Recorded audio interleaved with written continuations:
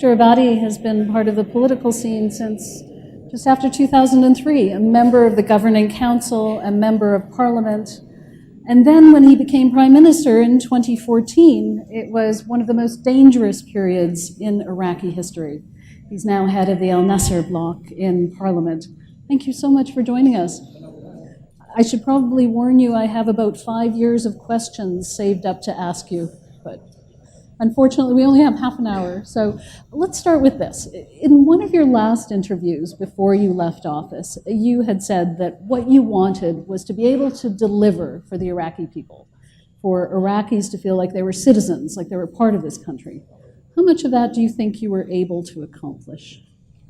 Well, first, I would like to thank AUIS, Mr. President, Iris, for organizing this very excellent gathering. I think it's very healthy for the country, for the KRG region, for Kurdistan region. With all my due respect to the English-speaking audience, I will speak in Arabic because I've listened to the English translation, it's very good. So I think you'll enjoy that. بحاول. بالنسبة للسؤال حول قضية اللي واجه الوطن العراق، طبعا كان تحدي كبير فيما يتعلق بالمواطنة العراقية. أنا أتكلم عن مفهوم الوطنية العراقية. عندما استلمت المسؤولية يمكن كانت في أدنى مستوياتها.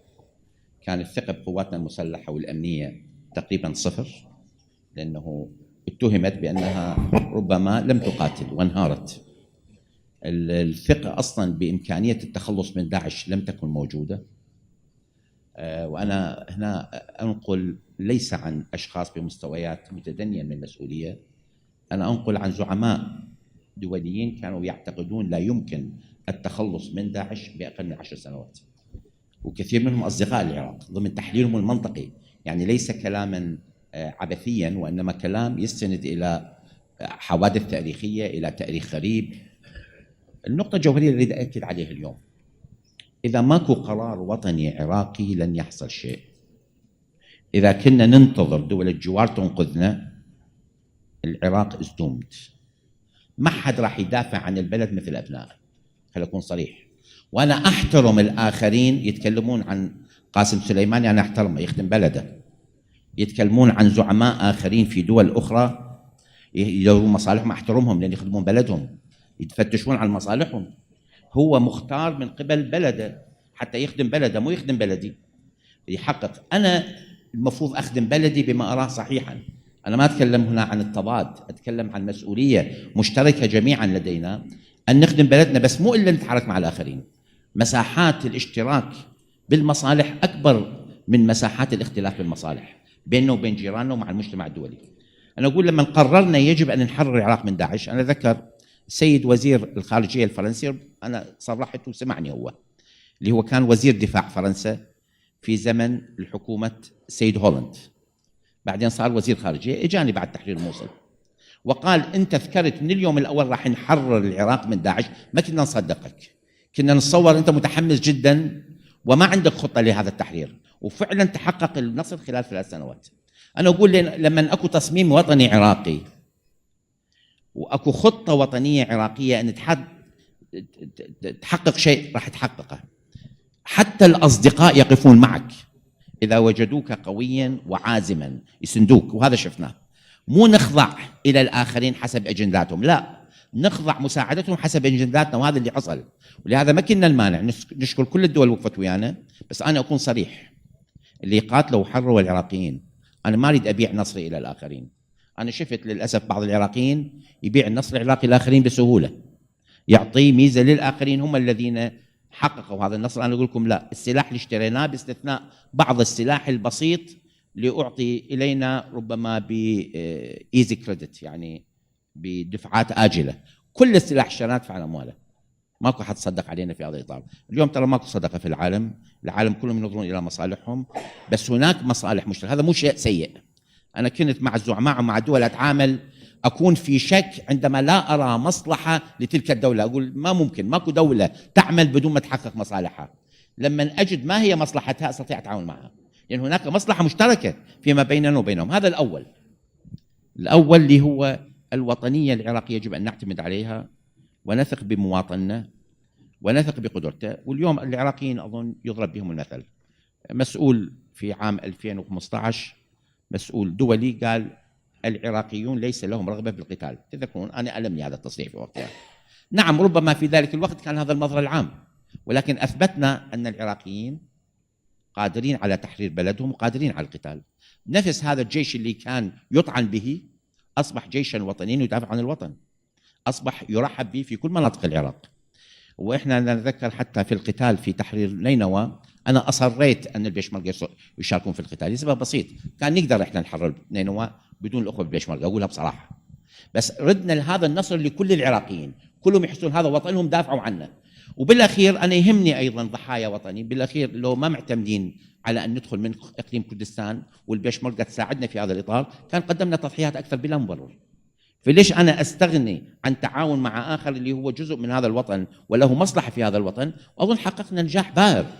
لم تحصل ولا حادثة واحدة بين الجيش العراقي، مو كان ينظر إلى الجيش العراقي أنه في السابق كان ضرب إقليم كردستان، في السابق أيام نظام البعث الصدامي أصبح هناك علاقة حميمة صديقة بين البيشمركة وبين الجيش العراقي. لم تسجل حادثة واحدة في عمليات تحرير الموصل أن كانت هناك أي حساسية أو تصادم بين البيشمركة وبين الجيش العراقي. أظن هذا التحول الوطني اللي حققناه بإرادة عراقية، أنا أتصور كثير من زعماء العالم استغربوا منه، تفاجؤوا به، لأن كان بإرادة عراقية. هذا سر النجاح اليوم. أنا أدعو إذا تكون إرادة وطنية عراقية لا يخوفونا، لا يقولون ترى بدون ما يقفون معنا. أنا أدري قبل قليل سمعت حول زيارات السيد قاسم سليماني إلى بغداد، ولو ما حبيت أعلق عليها بس ممكن التعليق عليها بسهولة. أكو قرار من قوى كبرى ممنوع يسافر. إذا يدخل رسمي بالعراق، العراق يصير عليه عقوبة، وهي دولة جارة وهذا مسؤول في هاي الدولة الجارة.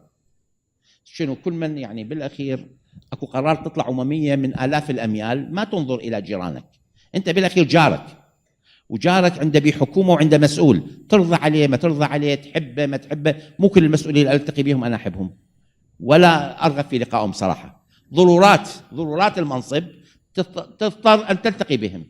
فهذا المسؤول دولة جارة وتقول له ما ألتقيك، يؤدي إلى العداء. تضطر أن تجعلها بهذه الطريقة. هذا مو ضعف بالعراق، فطريقة من الالتفاف حتى لا تقع على العراق عقوبات. أنا ما أقول، حتى أكون صريح، الحكومة العراقية لا تقوم بأي إجراء مخالف للقانون الدولي أو للقرارات الدولية، خصوصا إذا كانت من مجلس الأمن نلتزم بها، ولو نعلم أن بعض تلك القرارات اللي فرضت على العراق في فترة التسعينات ظالمة وغير صحيحة، بس مع ذلك التزمنا بها بشكل عام. اليوم أقول هذا الموضوع يجب أن نحسمه إحنا على ضوء المصالح العراقية.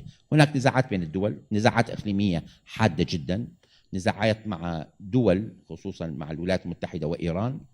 أنا أدري هذا النزاع له تاريخ وإلى أسبابه، بس إحنا العراق مو جزء من هذا الصراع، فليش ندفع ضريبة هذا الصراع بالأخير؟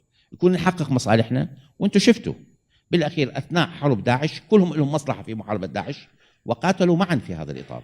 كان الجانب الأمريكي يوفر الدعم الجوي بشكل كبير، ما كان عندنا بصراحة قدرة جوية لحماية قواتنا ولضرب مقرات داعش وقدرات داعش القتالية، وبالتالي كان عندنا هذا الدعم، دعم لوجستي مهم، دعم استخباري، لأن داعش منظمة إرهابية عالمية ليست عراقية، وبالتالي نحتاج إلى تعاون استخباري عالمي في هذا الإطار لمحاربتها. عندها تمويل، عندها شبكة عالمية للمتطوعين، لجلب المتطوعين. أكثر من 100 دولة بالعالم لديهم متطوعين في العراق في قتال داعش، وبالتالي خلينا مثل هذه السياسة صحيحة. أنا أقول هذا أساس نجاحنا في مقاتلة داعش، في التغلب على داعش، هو الاعتماد على القرار العراقي. أنا سمعت هواي رؤى في وقتها، قسم ما نصحوني أحرر الفلوجة، قسم ما نصحوني أروح للموصل من دول، قيادات دول، بس بالأخير هي مو عناد، ضمن معطياتنا نقدر نسويها. قد الدول لها حسابات أخرى ما أعرف شنو هي بصراحة، قد ما مرتبة أوراقها بعدها بالمنطقة، ما مرتبة أوراقها بمكان ثاني، إذا نحرر قبل الوقت المناسب ما حاسبين حسابهم بشكل صحيح. بالأخير أنا يهمني أقلل ضحايا مواطنية مقاتلين وحرر البلد بأسرع وقت ممكن، لأن إذا استمر القتال مع داعش تستنزفنا. كان المطلوب من قبل بعض الدول أن تستمر حرب الاستنزاف في المنطقة كلها.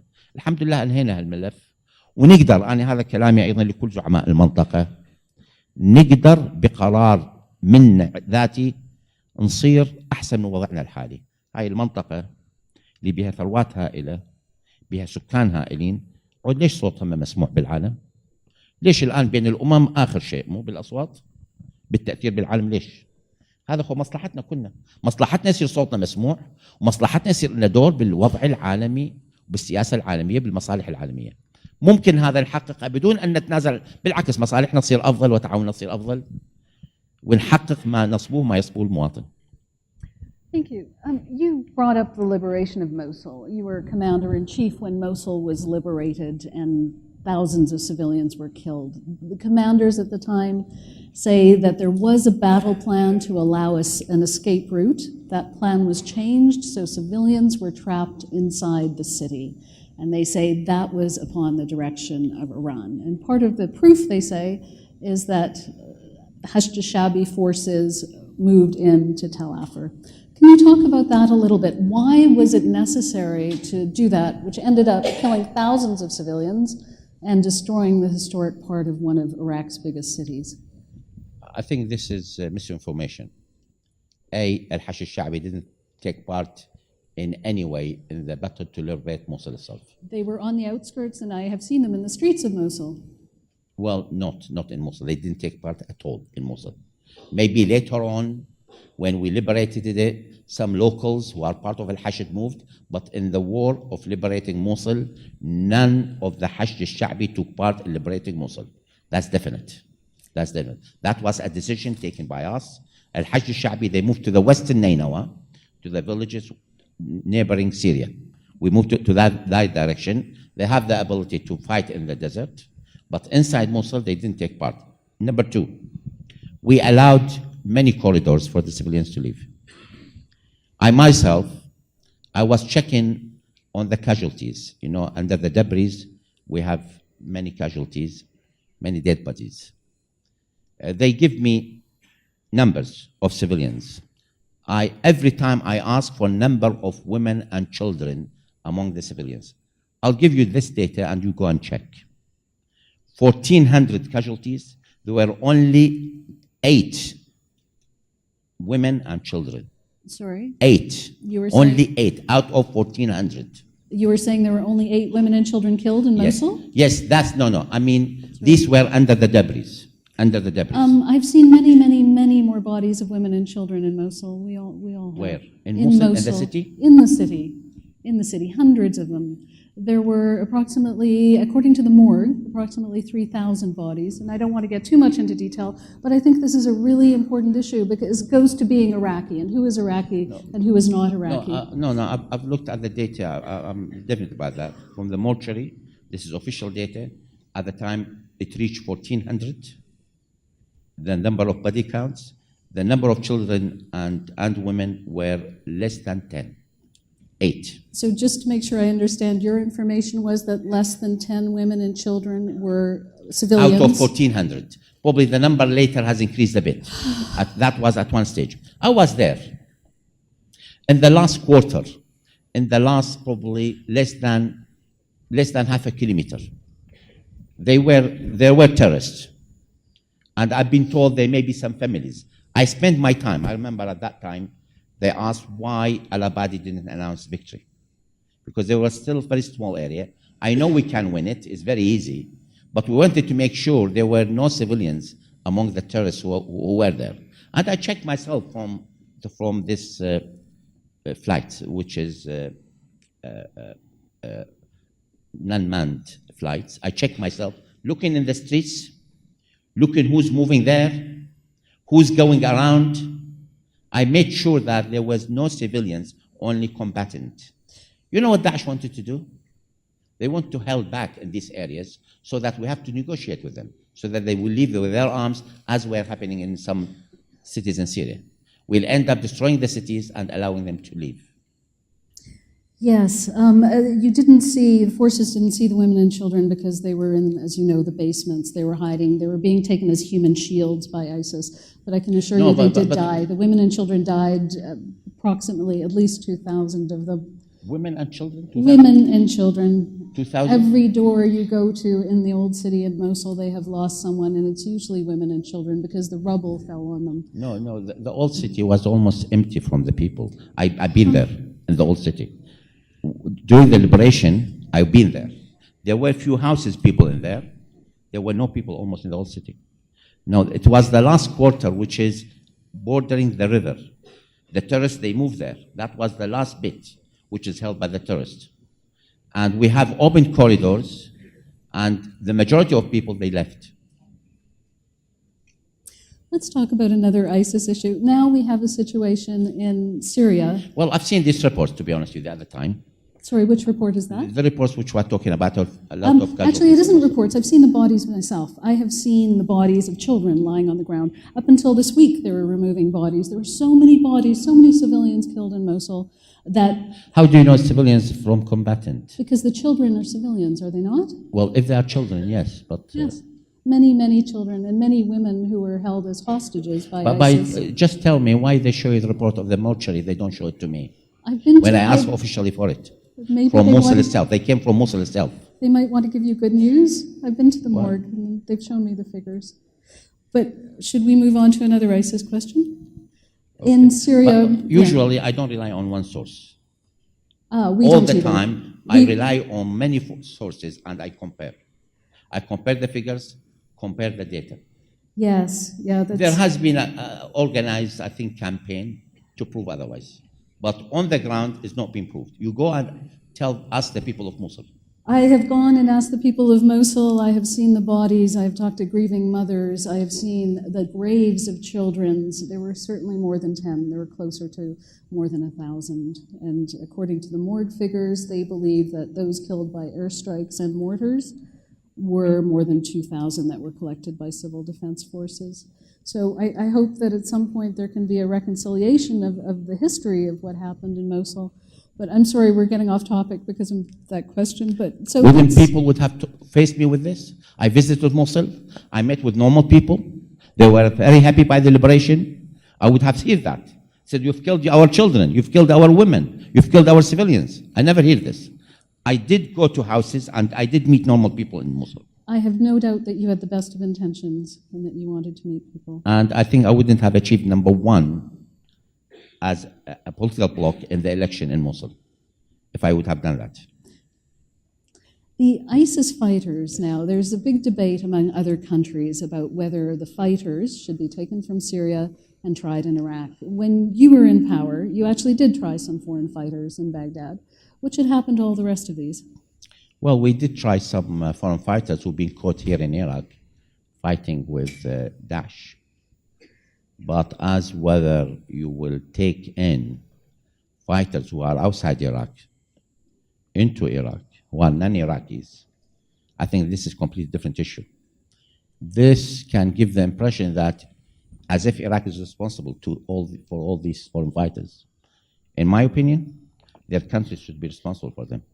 They should take them in and charge them with criminal activities, terrorist activities. Why should Iraq take the blame for them? Why should we take them in? If the Iraq is fine, we take them in. But if there are foreign fighters fighting in another country, not in Iraq, why should Iraq take them in? I know the government is discussing this at the moment, but I'm airing my personal opinion or political opinion, we shouldn't. One of the things that you had wanted to do when you were prime minister is crack down on corruption. Why were you not able to do more on that? Why aren't senior Iraqi officials in jail over corruption? Well, there are some senior Iraqi officials in jail. Why don't we hear about them? I think usually you hear bad news about Iraq. I think there was moments where there were good news, but even during the good news, I think there's this perception about Iraq, and perception about liking to hear bad news about Iraq. When there are things which is happening which are fine, I think the media is not interested. I'm not saying everything is fine here in the country.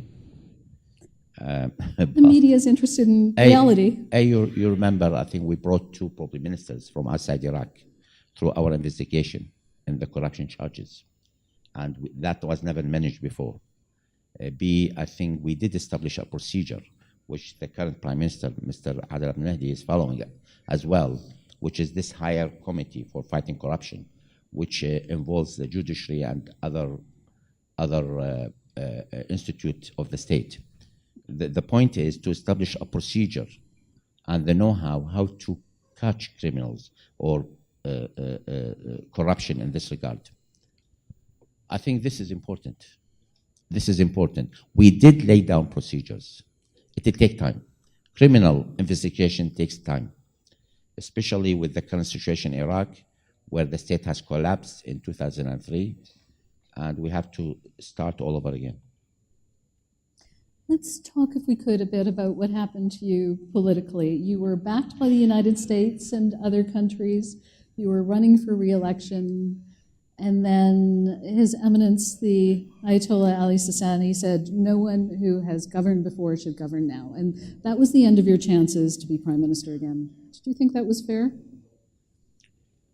It depends what is fair. I think political position is held to serve the people. And I think I have done my bit. 4 years. I was required to do 3 things especially when the Ayatollah, this his famous letter he sent. He says the new Prime Minister should accomplish these 3 issues. A, to rid the country out of terrorism, to prevent partition of the country, and the third one is to fight sectarianism. And I think we've been successful on all of these 3.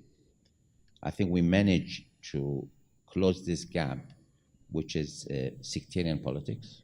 I'm not saying that we have rid the country of sectarianism. I'm not saying this, because it needs a lot of other efforts beside the state. But at the political level, we stamped it out almost. And you've seen that now there are alliances between different blocs. You don't see now is a Sunni bloc, a Shia bloc, and a Kurdish bloc. And I think this is an achievement.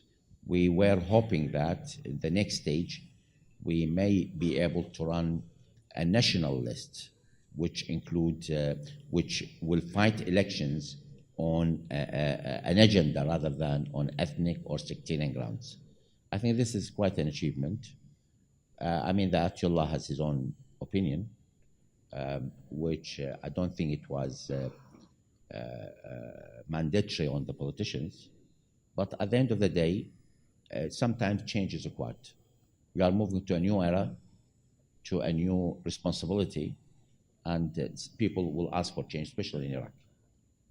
So one of those changes politically is the fragmentation of Shia parties, of Kurdish parties. You're part of the Dawa party, which essentially ruled Iraq until the last election, and now that is fragmented. Is that inevitable, the fragmentation of the Shia parties? يعتمد sorry, I'll switch to Arabic.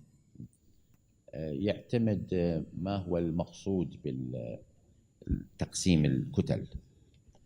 إذا كان تقليل هيمنة الكتل على البلد لمصالح هذه الكتل، أنا مع هذا الاتجاه. بالتأكيد يجب إذا كانت الكتل تهيمن على البلد من أجل مصالحها، وهذا أمر خطير خصوصا في هذه المرحلة. إحنا خضنا حرب مع داعش، وبالتأكيد تحت القتال يكون هناك تجار حروب. إذا تريد الكتل السياسية تتصارع ولديها أذرع عسكرية، هذا خطر على البلد. إذا تريد الكتل السياسية مع الأذرع العسكرية السيطرة أيضا على اقتصاد البلد، هذا خطر إضافي، راح يصير مثل مافيا. أنا أحذر من هذا الخطر. هذا خطر حقيقي على البلد ويجب أن نتحد ضده. البعض ربما بعض الكتل يفكر عنده مصلحة آنية الآن. ترى بالأخير هذا حبل مشنقة يفتر على الكل. أنا أعيد النظر، أعيد تاريخ 1968 عندما جاء حزب البعث إلى السلطة. لما جاء كانت كل علامات الدكتاتورية والإرهاب موجودة، بس أكثرهم سكتوا. كل واحد قال ليس لي علاقة، سكت عنهم، إلى أن أصبح قوة وسيطر على البلد، سيطر على الاقتصاد، سيطر على الأجهزة الأمنية، صار إزالته شبه مستحيلة. قدمنا بعدين تضحيات هائلة وحروب هائلة إلى أن انتهى بنا المطاف إلى ما انتهى 2003. إحنا اليوم يكون نمنع أن تكون هناك أذرع عسكرية للكتل السياسية، هذا ما يصير. وحتى العسكر، الجانب العسكري ما يجوز يتدخل في شؤون البلد. اليوم إحنا قواتنا الأمنية نحترمها، بس يجب أن تلتزم بمهنية القوات الأمنية بحماية البلد. ما يجوز أن تنحاز إلى هذه الجهة السياسية وتلك الجهة السياسية. أظن أنا أسست في هذه الدورة أنه رئيس الحكومة ما يصير يستغل موقعه للحصول على مكاسب من خلال الأجهزة الأمنية، وأظن هذا كان مشهود إلى في هذا الإطار. أنا أتمنى باقي الكتل أن تلتزم بهذا، لأن به إنقاذ للبلد وإنقاذ لنا جميعا. العراق لا يمكن أن يتطور إلا بهذه الطريقة. So Parliament reconvenes in next week, is it? Yes. So far, what they seem to have done is passed a budget that's widely described as being a disaster. What do you think this next session of Parliament will do? Will they consider whether to ask U.S. forces to leave, for instance? أنا أتصور مسؤولية البرلمان يعني اللي هي overdue، مرحلة مرت، هو اللجان يجب أن تبدأ عملها. البرلمان عمله باللجان، تأخر اللجان أظن شيء خاطئ. إذا كان قسم يفكر تأخير اللجان يستطيع هو يسيطر على عمل البرلمان بهذا الشكل، هذا خطأ. قوة البرلمان وعمله من اللجان، يجب أن تحسم رئاسات اللجان ونواب رئاسة اللجان، وهذا أمر مهم حتى نستطيع أن نعمل في هذا الإطار. بالنسبة للقوات، أنا ما شفت لحد الآن لا مسودة ولا أسمع بالإعلام كلام حول مشروع قانون أو قرار في البرلمان، بس لا توجد جهة تقريبا لحد الآن متبنية لتقديم مشروع قانون أو مسودة قانون في هذا الإطار. أنا أقول القضية بالأخير هي مصلحة الدولة. اليوم عندنا حكومة، هل فعلا تم زيادة عدد القوات الأجنبية بالفترة الأخيرة؟ الحكومة تقول لنا أنا ما عندي معطيات بأنه تم زيادة هذه القوات. هل هناك قوات قتالية نزلت بالجديد على الأرض العراقية تقاتل؟ إحنا أيام مقاتلة داعش لم تكن هناك قوات قتالية، بمعنى قوات قتالية معناها تقاتل على الأرض لداعش. قوات أجنبية لم يكن موجودة هذه. كل المقاتلين قوات، نعم أكو قوات مساندة للقوات العراقية في الجانب اللوجستي، المعلومات، في الطيران، ولكن مقاتل على الأرض إحنا منعناه، لأن لا لنا حاجة لقوات أجنبية تقاتل على الأرض العراقية. عندنا مقاتلين عراقيين بأعداد كبيرة والحمد لله. فاليوم إذا ماكو تغيير، أنا أتصور لا يوجد مصلحة لهذه الضجة. أنا بصراحة أثناء رئاسة الحكومة قدمت برنامج لتقليل عدد القوات الأجنبية بعد تحرير الموصل، وعلى أساس تخفض هذه القوات إلى النصف خلال هذه الفترة الزمنية. اللي أخر هذا الموضوع هو عدم حسم الموقف في سوريا.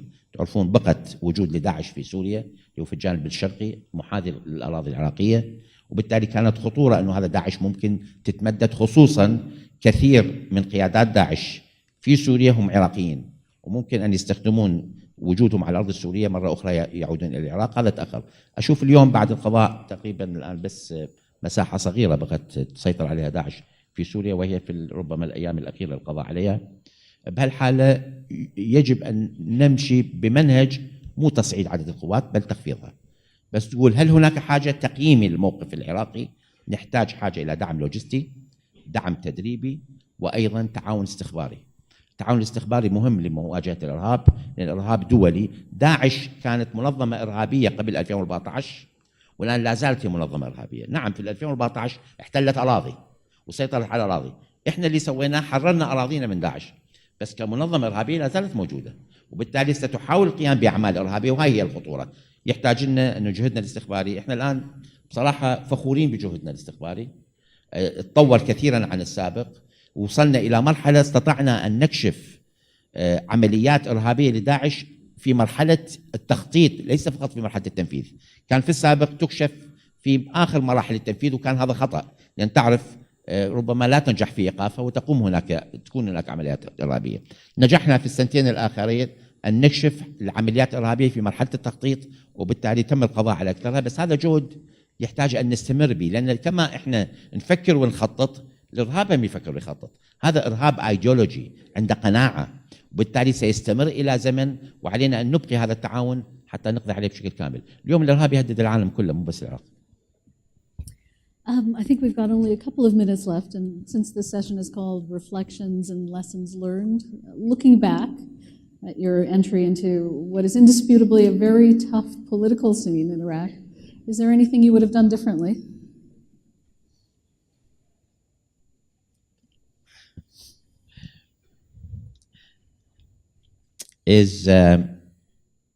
Well, probably I'll write it down later on in my book. You're going to make us But I wait? want to say something. It's to do with elections. I was never decided on it to run into the elections until the last minute, for one reason only. I was expecting this to happen. What happened in the elections? I know it will take from day one of the election, when you start the preparation, till the forming of the new government. I said at the time about 8 to 9 months, which was I was correct. It took about 9 months. And I said this is very critical time for Iraq. If I'm prime minister running for election, there are certain things I will not be able to do. I'll be accused of doing things for me to win the elections. I'll be accused by other political parties. And I thought at the time these are very critical 9 months to be able to safeguard what we have done in fighting terrorism, in guiding the country into the right path, so that I'll deliver it later to the new prime minister. Iraq is more solid on the right path. If I have a reflection now, I shouldn't have run, I think, for elections. I was under extreme pressure from followers, from people who like us. They said, you let us down if you don't run for elections. What are you doing? You should lead the country for the next 4 years. You should run for elections. If you don't, it means you let us down. Now I can say I didn't let the people down. I ran for the election. I did commit myself to serving the country till the last day. And I did facilitate the situation for the new government to run smoothly. Thank you so much. Okay, We'll thank wait for your memoirs to hear the rest. Okay, thank you. Thank you. Thank you, AUIS. Thank you, Sully Forum. Thank you, Your Excellency.